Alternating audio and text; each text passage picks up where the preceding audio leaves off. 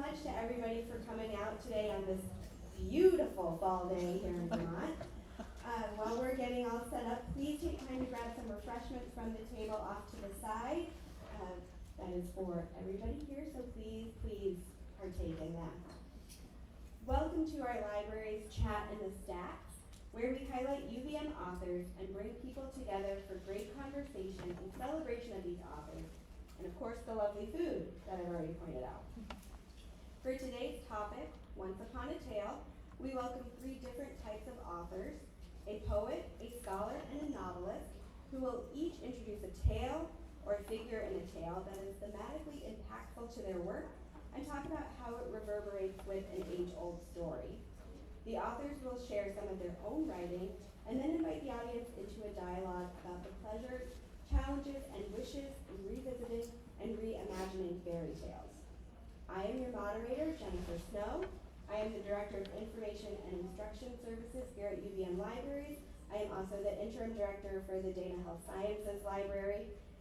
And anything else that I choose to put on as a hat for that day. I'm here to keep us all on track, and I have the very great honor of introducing our panel of authors here. Our novelist is Maria Hummel, a professor in UVM's English department. She is the author of 5 novels, most recently Goldenseal, which was longlisted for the Joyce Carol Oates Prize and the Clark Prize, and a finalist for the Vermont Book Award. Maria will be discussing Goldenseal.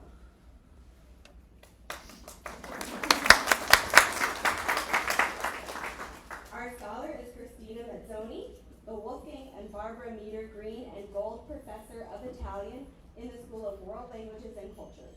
Cristina teaches Italian at all levels and courses in English on European fairy tales and Italian food culture. Because of course those 2 things always go together. Her latest book is an edited collection of R.H. Busk's Roman folktales. Cristina will be presenting her current research on Straparola and the European fairy tale tradition.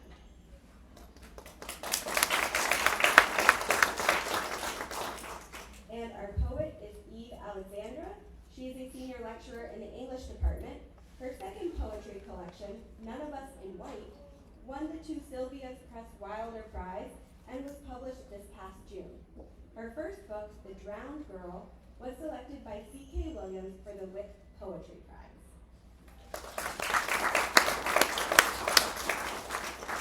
And I will turn it over to our authors for a bit of their own readings, and we will start with Maria. All right. Can you hear me in the back too? Okay, great. Well, first of all, thank you to Kate and Megan for launching this event and caring for so many of the details that it took to pull it all together. And thank you, Jen, for introducing us. And also very excited to be in conversation with these 2. It's kind of a dream to get to talk about fairy tales and their work all at the same time. So thank you also as well. So I'm going to start by making an inflated claim, or probably inflated claim, which is that we're in a post princess moment. And what I mean by that is that since, for the past about 50 years, since the late 70s, the princess in the fairy tale has been under fire.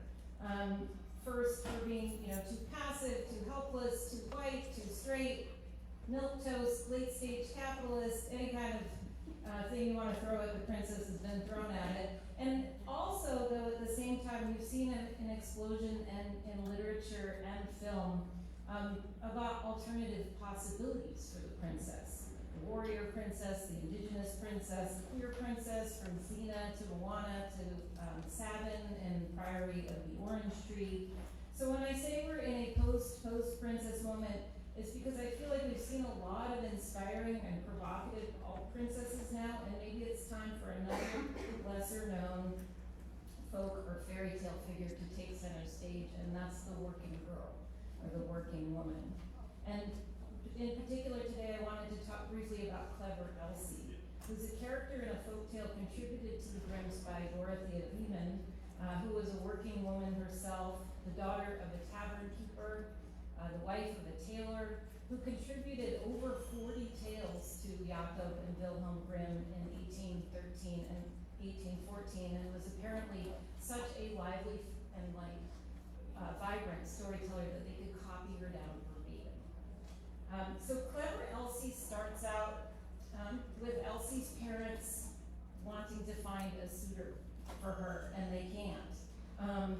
Until they find this guy Hans from far away, and he agrees to come and meet Elsie, and if she's as wise as they say, then he'll marry her. So they have a dinner, and they invite Hans, and at the end of the dinner, they send Elsie down into the cellar to fetch some beer, and she goes down with the pitcher, and she's there pouring the beer, and she looks at the wall, and there's a pickaxe on the wall by the stonemasons who are repairing it, and she thinks, oh no, if I marry Hans, and I have a child, and my child gets sent down to the cellar to fetch some beer, then this pickaxe might fall on my child's head and kill him. And she starts weeping and never goes back up to the dinner table, so the maid gets sent down, and the maid hears Elsie's story, and she starts weeping, and one by one, everybody at the dinner table evaporates but Hans, and when he goes down to the cellar, he finds the entire family weeping in the basement over Elsie's story. And for whatever reason, he decides that's good enough reason to marry her. So they get married. And in most tales, Grimm's tales, the wedding ends the story, right? But not in Clever Elsie. So in the next scene, she gets sent out into the fields by Hans to cut some grain. And she goes, and she sits, she's out there looking at all the work she has to do. And she says, well, maybe I'll eat first. Maybe I'll take a nap first. So she eats and she takes a nap and she sleeps and keeps sleeping, and Hans is at home and it gets dark and he thinks, wow, Elsie's working really hard, and he's very proud of her. But eventually he gets worried and he goes out to find her, and he finds her still asleep in the field. So inexplicably he hangs some bells on her and goes home and locks the door. And when Elsie wakes up, every time she moves, she's ringing. And she says, what? Why am I ringing? I've never rung before. Maybe I'm not Elsie. And so she goes home and she says, well, maybe I'll ask Hans. And so she knocks on the door, which he has locked. And she says, Hans, is Elsie inside? And he says, yes, Elsie is inside. So she goes and runs away and she starts knocking on other doors because she decides if she's not Elsie, who is she? And she knocks on other doors and nobody will let her in because of the weird bell sound. And she runs out of the story, and that's the end of the story. Now, thankfully, some of you are laughing, but I think it's a weird story from a 21st century point of view, right? Like, where's the entertainment value in it? She's not smart. Hans is a jerk. There's no magic. Like, what's going on here? But if you think about it from the terms of Dorothea Beeman, her station, her generation, and you really think about how comedy works, the best comedy even today is about our deepest feelings of fear and oppression, usually. And if you think about a woman weeping over her unborn child's possibility of dying, and you think about at that time that 1 in 3 to 5 children would die before the age of 1, you can see a comedy that is built out of a deep sadness or a deep fear. If you think about a woman who lies down and sleeps in the fields and doesn't get up, because she maybe doesn't want to go home and face all the work that she has to do at home, you can see another comic element.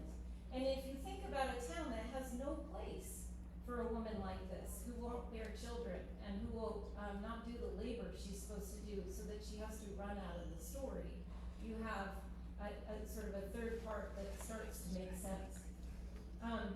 So when I started my novel Goldenseal in 2022, I wanted to write about 2 women who ran out of the story. And in particular, I wanted to write about 20th century women born around 1920, American women who saw more changes in their lifetime for women's rights than perhaps any generation on earth.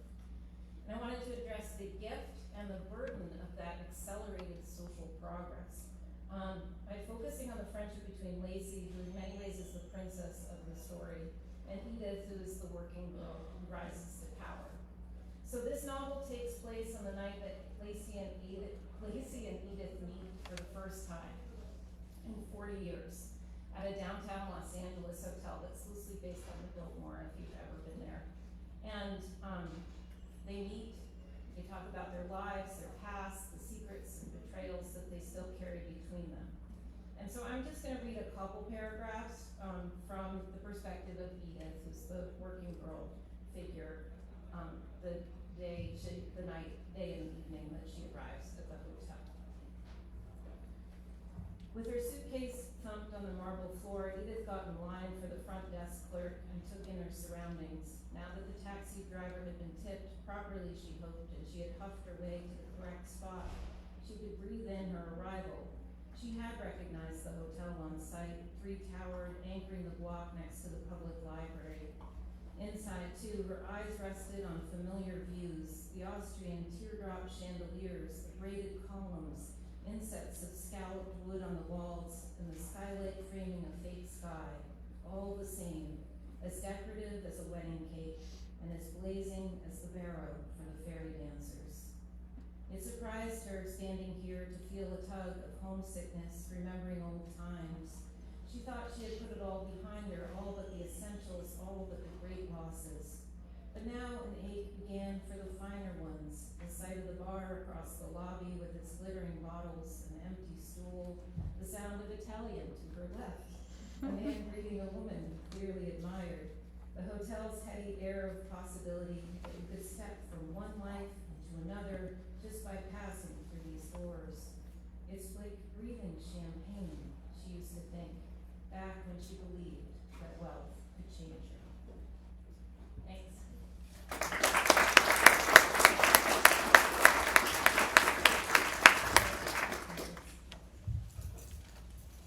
Can everyone hear me okay?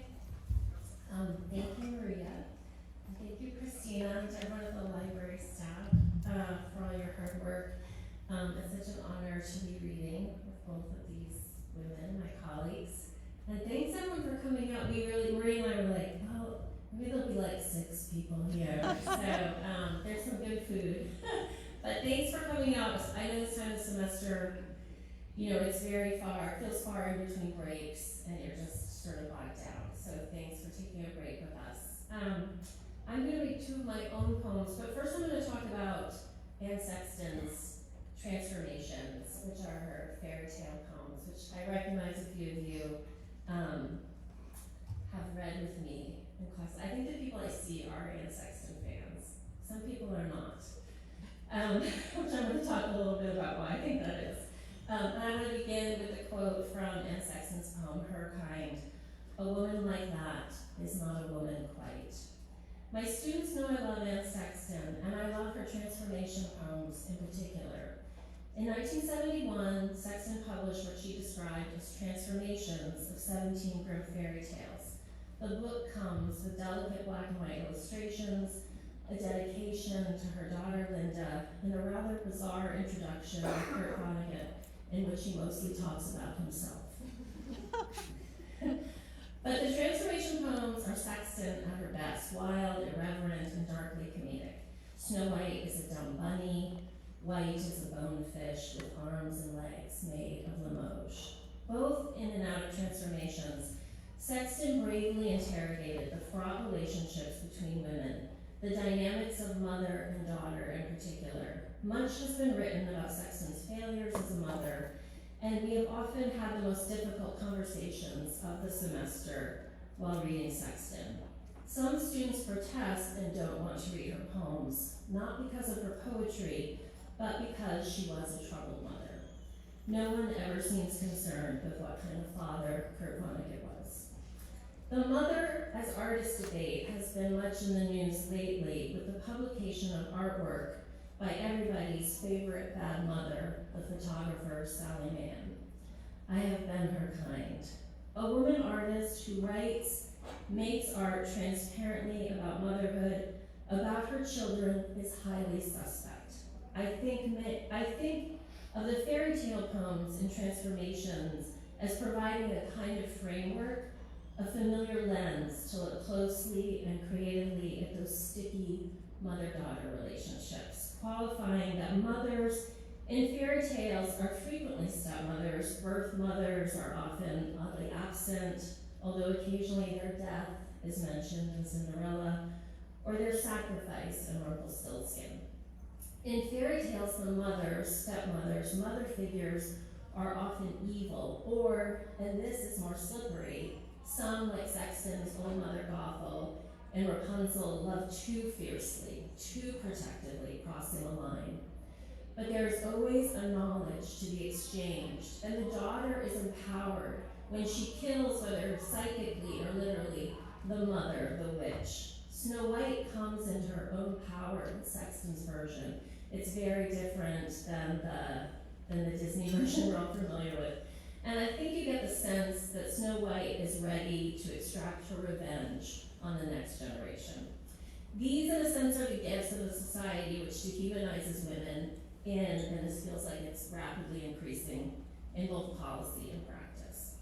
I think that inheritance is something that we reckon with as both mothers and daughters, and I am both. Mothers and daughters who make art, who want to tell the truth about those experiences, but tell it slant. One of my concerns as a poet, but also a daughter, is what if we turn away? What if we were silent about the difficult knowledge delivered to us? So I'm going to read two of my poems, one from my first book, The Drowned Girl, which I haven't read this poem in years and I actually completely forgot there was a Snow White reference. And what I should say is, so I was a child of the 70s and 80s. I guess I was born in 68. So it was the height, the 70s of the old Ms. magazine, the print version. And my mother had cut out something from the magazine, which was a woman lying on the dining room table with cutlery around her, like she was the roast. And I said, what does that mean? And she said, it means when I work hard and cook dinner, and you and Daddy criticize me, I feel like you're eating me. So, Botanica. It was the 70s, you know. Botanica, they are everywhere. Those sunflowers with a cold heart center, they riot without speaking. Huge wet mouths caught at half gasp, half kiss. Flowers she promises I'll grow into. Sweet gardener, long luminous braids I climb like ladders, freckles scattered across our shoulders in a spell of pollen. She's sleeping there on that table with its veneer slick as a glass coffin. She's fed us fiddleheads, the tiny fists of Brussels sprouts, cupcakes, even the broken song of the deer's neck singing. Flowers everywhere. In my bedroom, chaste daisies and the vigilance of chrysanthemums. Dirt under my nails, pressing my cheek to the shag rug with its million fingers. You could lose anything, a tooth, Barbie's shoe, this prayer, she loves me not. I stare at my reflection, a posy of wishes, morning glory, nightshade, tulip, rhododendron. In this poem, I would be the wicked witch, and she, Snow White, waiting. My father talks to me about their lovemaking, my mouth empty as a lily. I try to remember the diagram, which is the pistil, which is the stamen. Roads of desire circle our house, lost nation, severance, poor farm. Branches catch the wings of my nightgown. There is a crow and the smell of blackberries. And I didn't really realize these poems were written many years apart, but there were so many parallels in this one. And this is from my newest book. I will say this one, I think I'm more of a Gretel. Lilacs. Admittedly, I know nothing about being 20 and pregnant, a young wife in rural America, nothing. All the purple ghosts breathing and blossoming, stroller wheels, dirt roads, only your hands, ghost beauty above me. All the roads we traveled, Skunk Hollow, Sand Hill. My lover, the youngest of 10, worries. You never speak about your childhood. My own daughter says, I can't picture it. But I am your daughter, and this is our story.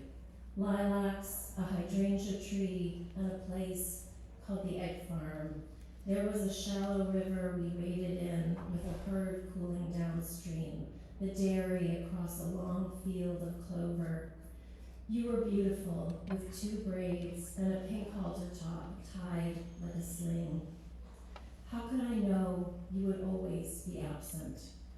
Years later, when I asked, you would spit at me, your face of violence, words like adoption, abortion, flesh open against the electric fence, abortion, the lilacs like a row of postulants, adoption, lilacs like child brides, unbearably sweet, their girl babies, forever, accidental, birthed in the old wood, feral and inflorescent.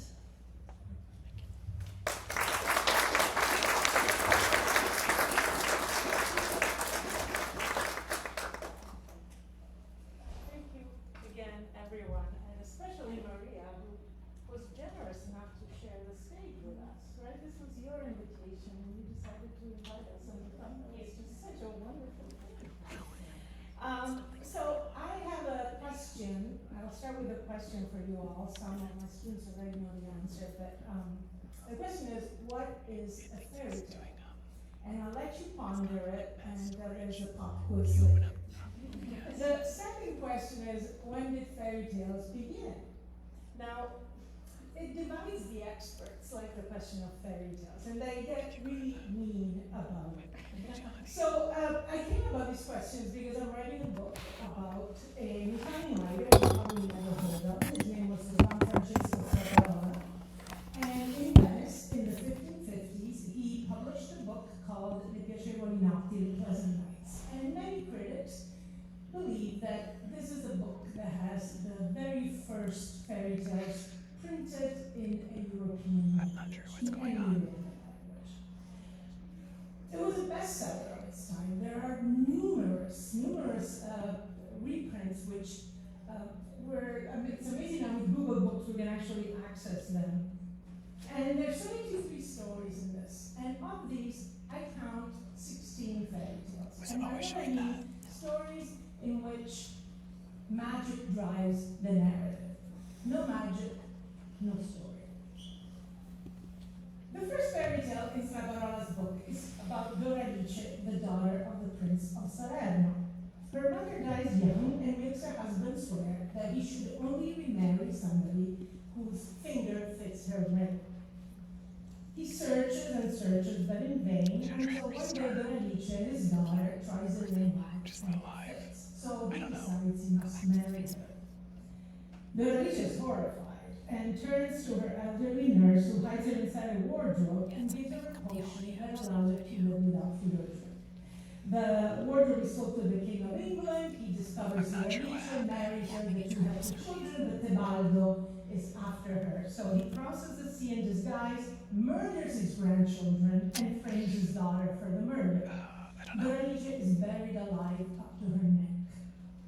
When Tebaldo goes home, back to Salerno, he boasts of his crime. The nurse hears him, so she, an elderly nurse, gets on horseback and rides from Palermo to London or England somewhere, and exposes him, and Doralice is rescued. Tebaldo is captured, drawn, quartered, and his body is fed to rabid dogs. It's a very satisfying ending. Now, when we read of fiction, we assume that it springs from the imagination, right? But 500 years ago, intellectual property was not what it is today, and no one got their knickers in a knot over the fact that Straparola mostly reworked earlier stories. 200 years before Straparola, Boccaccio and De Decamero wrote about Gismunda.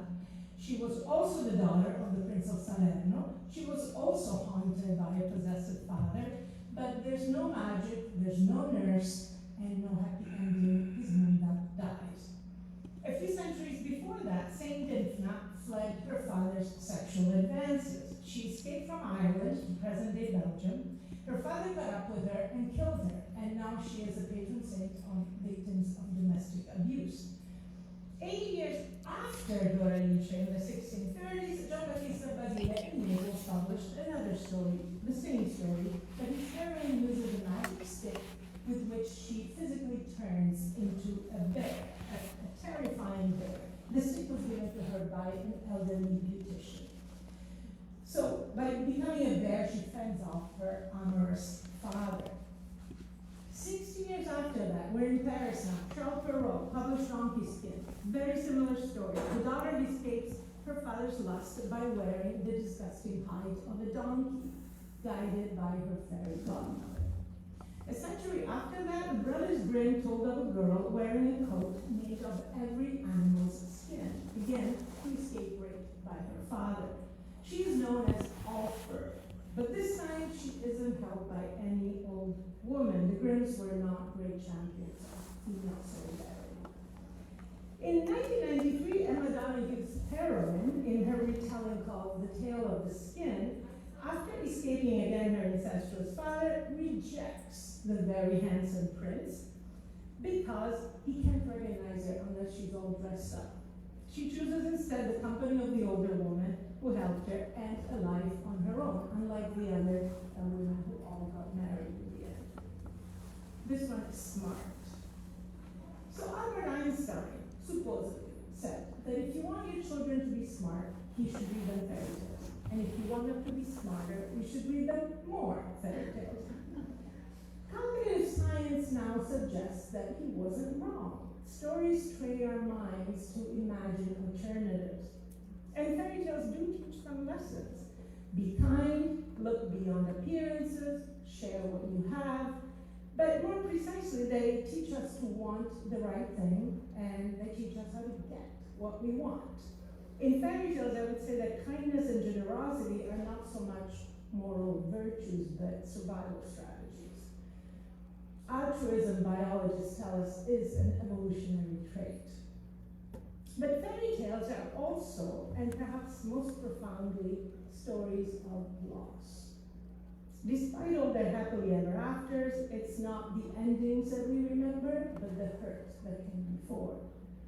Doralice and her sisters, Gismunda, Dimfna, Preziosa, Donkey Skin, All Fur, they all lose their mothers, their homes, their safety, their beauty, and I should hope they also lose their faith in heteronormative patriarchy.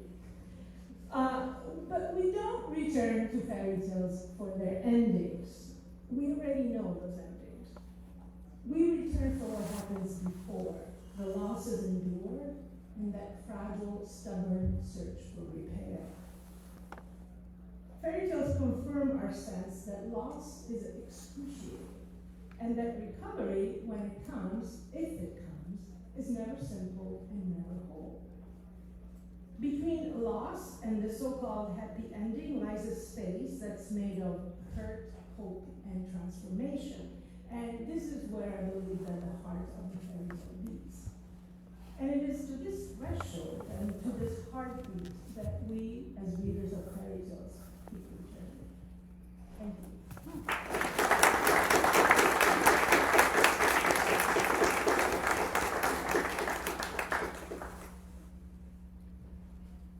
Hi. Hold on one second. Okay. I have a mic. Yeah. Does anyone want to ask our authors any questions or make a comment? So I'm coming at you with this microphone.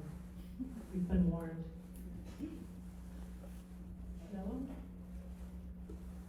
Yay, thank you. Hi, thank you all for your contributions. I have a superficial and selfish question. Are there any good fathers in fairy tales? I mean, it's not just for me, right? I have several fairy tale students out there. Are there good fathers?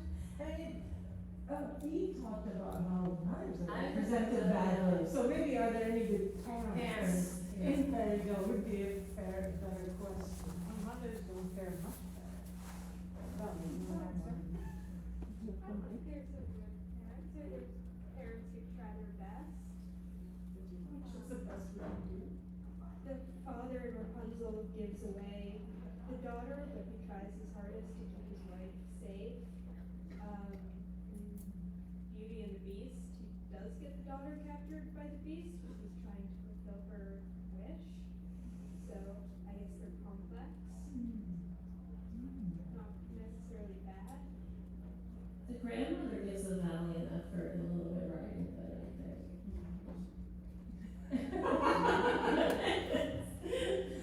I mean, I'm thinking of the king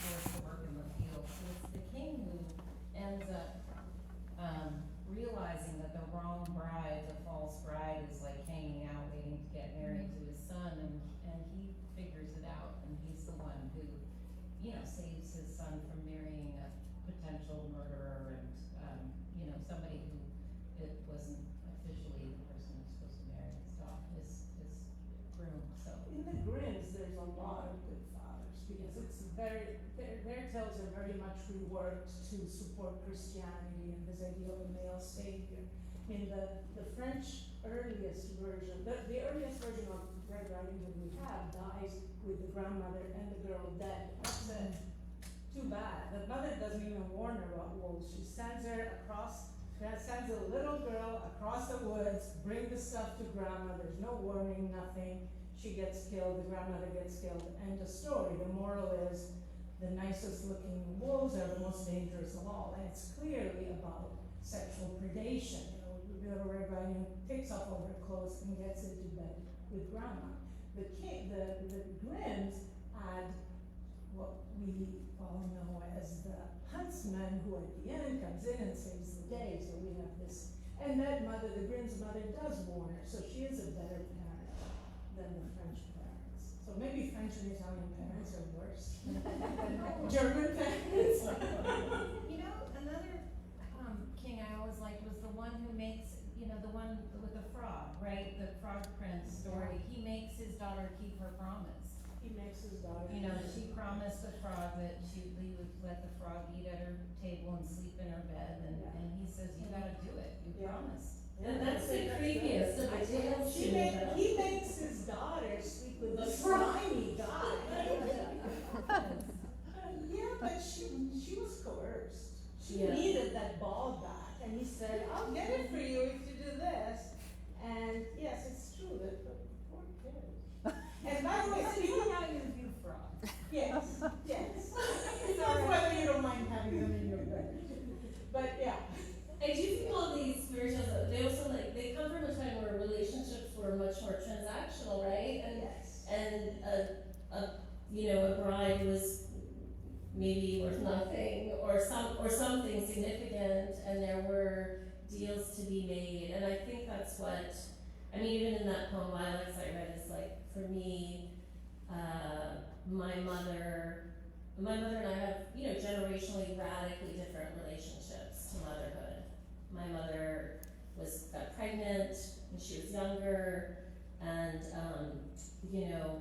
there were all sorts of, as in the poem, other potential options to be discussed. And I had my daughter when I was 34. I'm queer. We went out of our way to have that baby. And so I think some of those, it's like those parents and those, that's a time where these were transactional relationships, and even in my lifetime, I think there's I just have different options as a mother, as a woman, than certainly my mother had. Although sometimes it feels like we're traveling backwards at a rapid pace, but we won't talk about that today. Anyone else?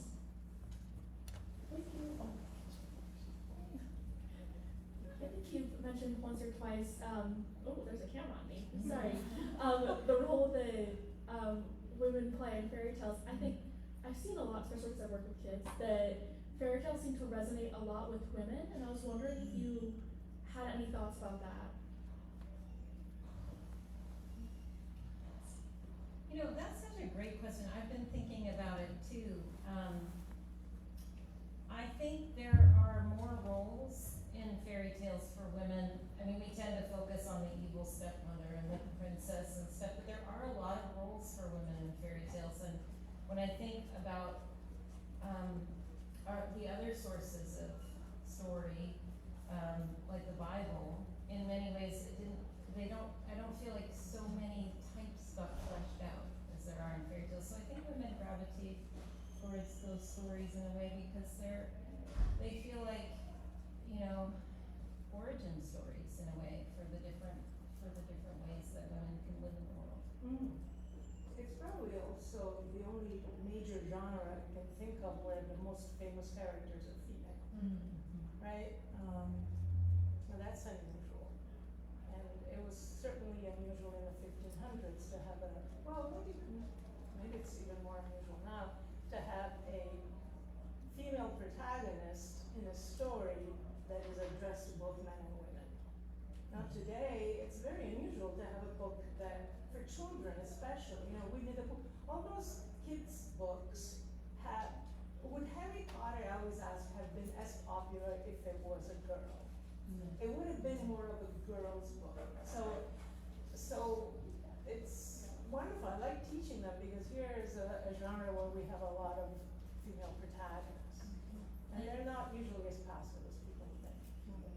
And I think what you said about magic driving the narrative, like I think that, and I'm gonna reference Disney here, maybe we should have had Sarah Nissen here.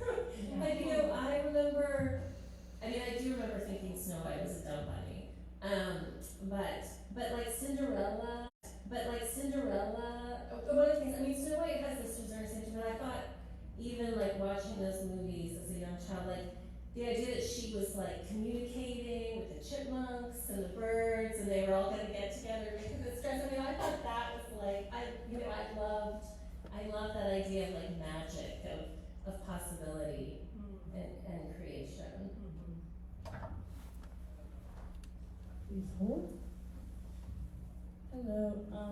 So my field is environmental studies, but I just love reading, so I really wanted to come. And I was wondering, you talked a lot about how gender norms are formed and like continue through fairy tales, but I wonder how culture's view through the environment has been formed through fairy tales and whether that's valued or not in different places and how fairy tales continue that narrative or change it.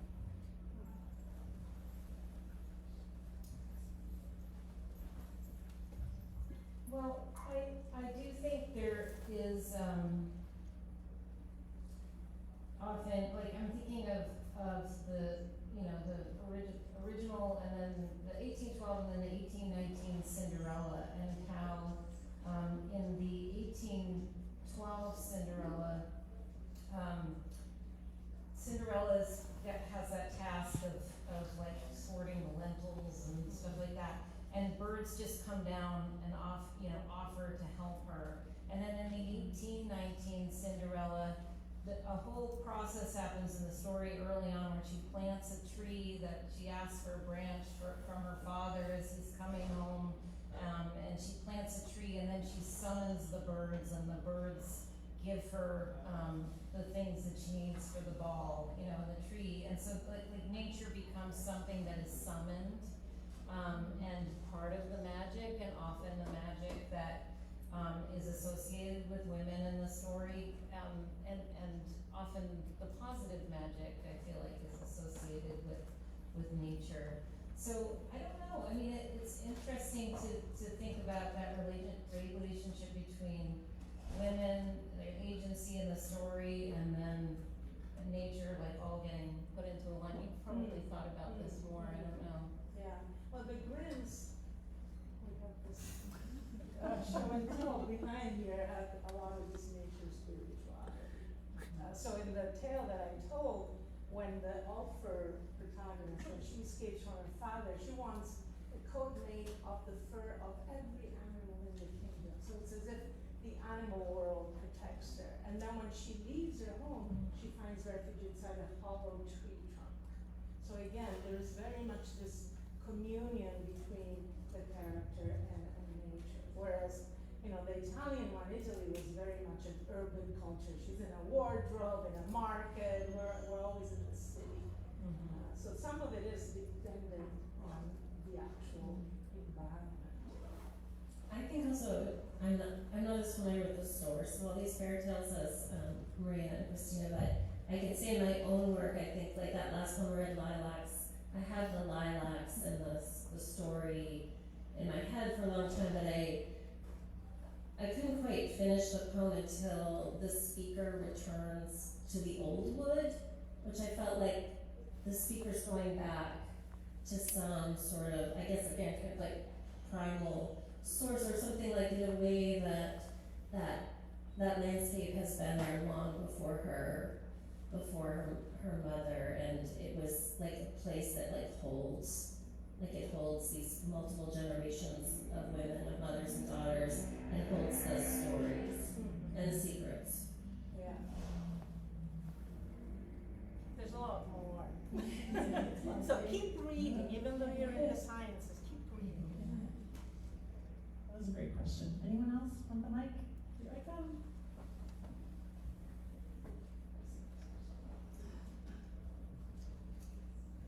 You touched briefly on the difference between fairy tales and folk tales and even magic. Can you talk more about the difference between maybe mythology and legend and folk tales, specifically relating to fairy tales?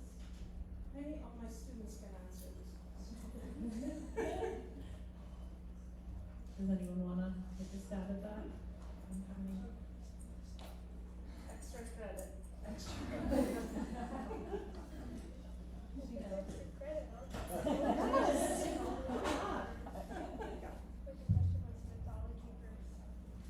The differences between fairy tales, mythology, legends, folk tales.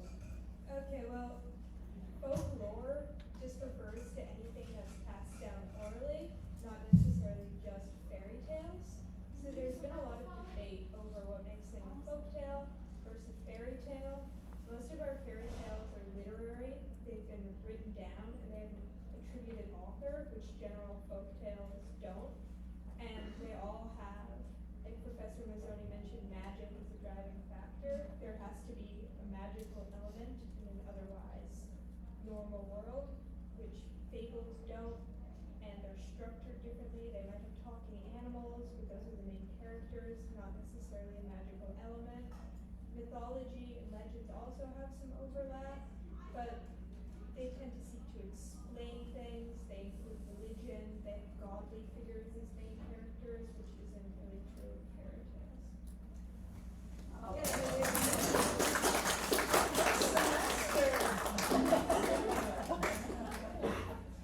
UVM students are so cool. They're so smart answering that.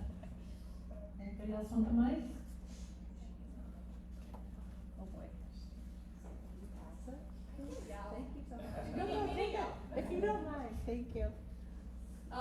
My question is just, what are you guys' favorite fairy tales and why? Simple one, but I'm curious. Well, I love this one called The Iron Stove. And I just love it because the princess in it makes a bunch of stupid mistakes at the beginning and then spends the rest of the time trying to, find her way back from those mistakes. And it's, I don't know, I love the trials that she goes through and stuff. My favorite is Basile's Petrosinella, which is the earliest version we have of Rapunzel, because the pregnant mother who wants parsley doesn't have a husband. She goes and picks the parsley all herself. She doesn't need the guy to go pick it for her. And then when the daughter gets taken by the witch anyways, she's not just this innocent girl. She overhears the witch, she learns some of the magic, she flirts with the prince. In the Grimm's Rapunzel, this prince kind of shows up in her bedroom. She's never seen a guy. Can you imagine? You've never seen a guy. And this one shows up uninvited, pretends to be the mother, and they have sex, and that's the story. But here, she flirts. She's a Neapolitan woman who flirts with the prince when she's in the tower and he's down, and they talk, and she invites him up. And then she learns magic from the witch, and so that when the nosy neighbor tells the witch that there's this tryst going on, she escapes with the prince, takes the magic acorns that her witch mother figure had hidden, and with those she kills her and moves on. I kind of got two. I mean, when I was in is this a fairy tale? Well, it's not the Disney, not Ariel, but The Little Mermaid. It's the Hans Christian Andersen, and there was a beautiful animated version on PBS. And in that version, she doesn't get the prince. She makes this incredible sacrifice, and I just was like, what? And it just left me grief stricken. She gave up being a mermaid, which I thought seemed like the greatest thing ever. And and I mean, all along I was like, why? Why would you give this up? But she loses her sisters, and he still marries the woman he was always going to marry, and she becomes like some sort of angel or spirit who gets to put children to bed.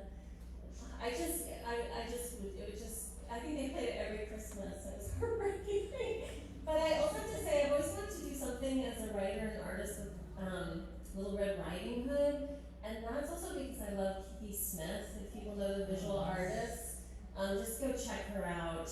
You can just like search her up online, or you check out a book. But Kiki Artist does a lot of sculptures around Little Red Riding Hood as well, and which, and they're quite spooky. And she's also like, Little Red Riding Hood is also like morphed. She's part wolf, you know? And my favorite story about seeing Kiki Smith retrospective, and it was at the Whitney years ago, and I just remember there was a security guard, and like I was looking at the Little Red Riding Hood with the waxy, hairy face, and he just was going, like, so I just also thought, like, it was a great moment. But anyway, so I think, I love Kiki Smith's Little Red Riding Hood. I'd love to do something with that. Anyone else? So we've already briefly touched on the perception by different groups of people of fairy tales, specifically like women feel more compelled by them. And I was wondering if this has anything to do with the fact that fairy tales are often not taken seriously or treated as like just for kids, because I've noticed that a lot of things in like our current culture, if often young women enjoy them, they're not taken as seriously than if than men enjoy them. So I was wondering, like, perceptions of fairy tales in relation to their like audiences, I suppose. Could you repeat the actual question? It was more of just like a prompt of conversation than a specific question. And it was About who enjoys fairy tales and how fairy tales are perceived because of who enjoys them.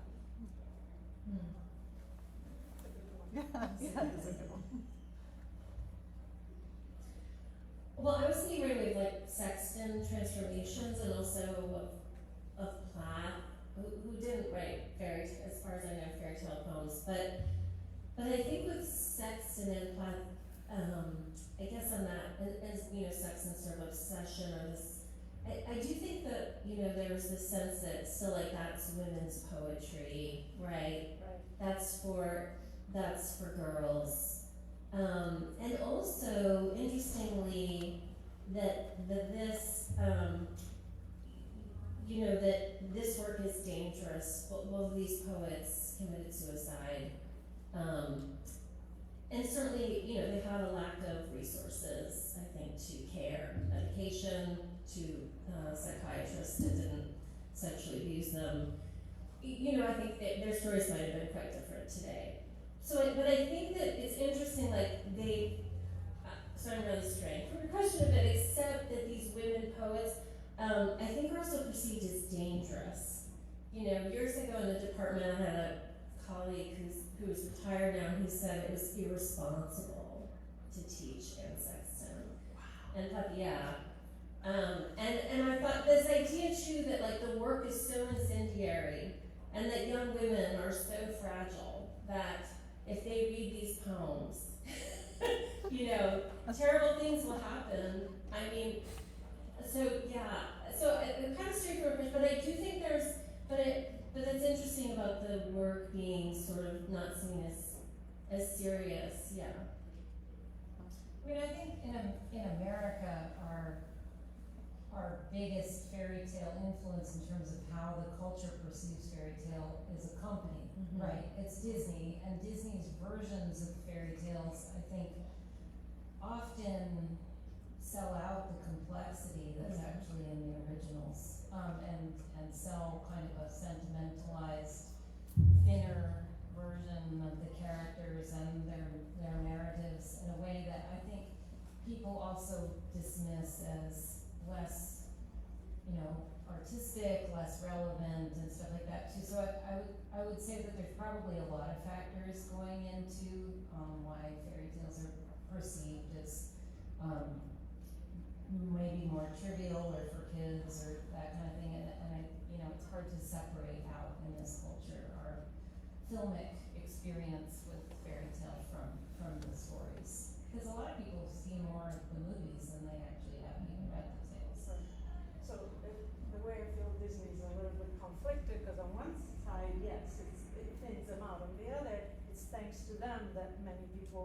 know anything about Beauty and the Beast, Little Mermaid, Cinderella, Snow White.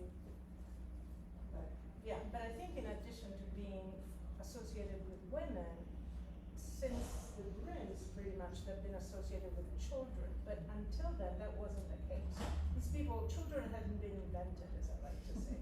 Children weren't invented the way we think of children until the late 1700s. So, so it's not, there wasn't like a literature for children.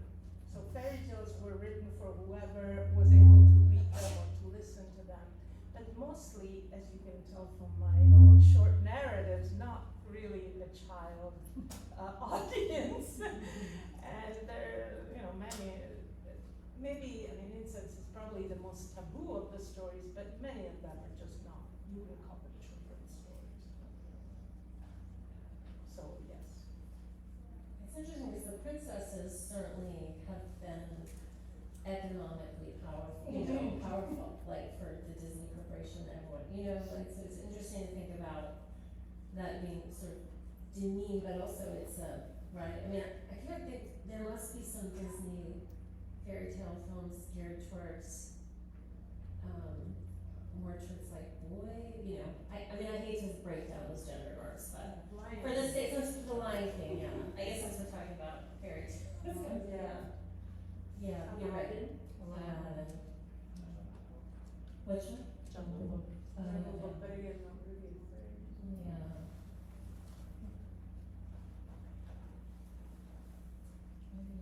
Anyone else want the mic? You've always not liked the Little Mermaid or those movies? I don't even know. I think my kids are so starved that for a video they'll watch anything. That was 30 years ago. I'm wondering when they started to be called fairy tales. So when, in the time of their writing, what were they called? And when did we start labeling them that way? That's a good question. Well, the word fairy tales comes from late 1600 France, because their fairy tales had fairies, and then somehow it stuck. Even though, Hansel and Gretel and Red Riding Hood, Beauty and the Beast. There's not a lot of fairies in most fairy tales we know, but it's just a term that was coined, used, and stuck. And scholars are always trying to come up with different ones, but it doesn't work. And fairy tale and folk tale kind of intersect, right? And there's literary fairy tale like Andersen that were just, he sat down and wrote them. And then there's fairy tales like these that I mentioned that have so many variations, we don't really know originally where they come from. So those would be more like folk tales because they developed orally. But the borders are very porous, and there's fairy tales that don't necessarily have magic, but we think of them as fairy tales, right? Even Little Red Riding Hood, it's not a lot of magic, but who would say that it's not a fairy tale? I have a granular question actually about Rapunzel, because I don't know, that we were talking about the earlier versions, so I know that one of the original Grimm's, the neighbor was a fairy, not a sorceress, and then it switched to being a sorceress. Do you think that was because they didn't want like unchristian stuff in there, or? Probably. I don't read German, and I always tell my students to not be too picky about fairy, princess, sorceress, witch, because translators use those words interchangeably. So I don't know for sure, but it's certainly true that the Grimm started revising their fairy tales for children and for the Christian audience. So what you say makes perfect sense. Let's get rid of references to devil worship and stick to a more acceptable magic. Yeah. Well, we have lots of snacks still, I think, well, actually not many. We've been assured that the apples are not poison. That's true. We need one of those fairy tale tables that replenishes itself.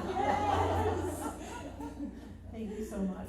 I'm Meg, I work here, and you can probably tell it was so much fun working with our authors, and they just made it really easy and joyful to put this on. So thanks for coming. Please put your name on a ticket in the box with either a phone number or email, and we'll give away 9 signed copies of the author's books, and they're gonna stick around for a few minutes if you'd like to speak to them, and we just really appreciate you coming and you speaking. Thank you.